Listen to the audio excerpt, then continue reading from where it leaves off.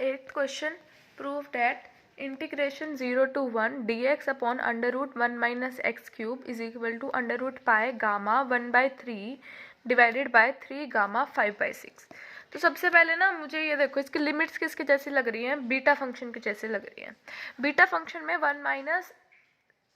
Variable होता है, 1 minus T या 1 माइनस एक्स, लेकिन इधर क्या है एक्स क्यूब। तो मैंने लेट कर लिया, let x cube is equal to t, तो x क्या हो जाएगा t की पावर 1/3, तो dx क्या हो जाएगा 1/3 t की पावर -2/3 dt। x 0 तो t 0, x 1 तो t भी 1।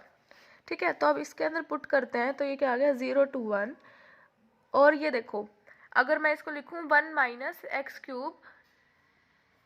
1/2 नीचे है तो ऊपर जाके -1/2 हो जाएगी, और एक्स क्यूब की जगह क्या पुट करना है t, तो 1 माइनस टी की पावर -1/2,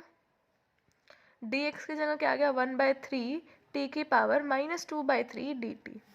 1/3 बाहर कांस्टेंट है, इंटीग्रेशन 0 to 1 t की पावर -2/3 1 माइनस टी की पावर -1/2 dt। अभी देखो बीटा फंक्शन की डेफिनेशन क्या थी, बीटा m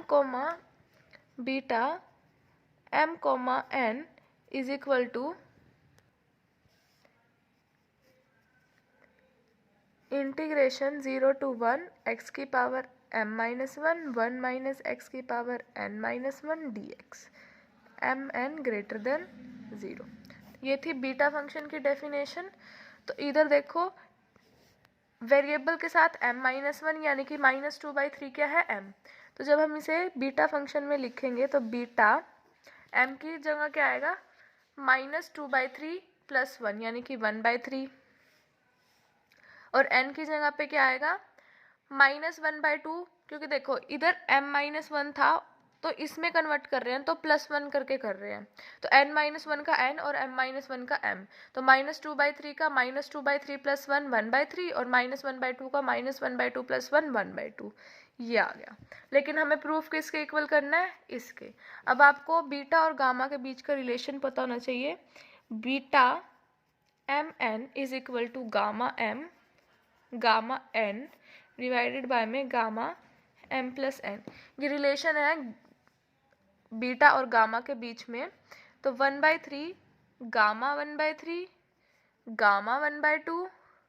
डिवाइडेड बाय में gamma 1/3 + 1/2, gamma 1/2 under root pi gamma 1/3 divided by 3 gamma, LCM लोगे तो 6, एलसीएम आएगा क्या 6, और ये आएगा 2 + 3 5, तो 5/6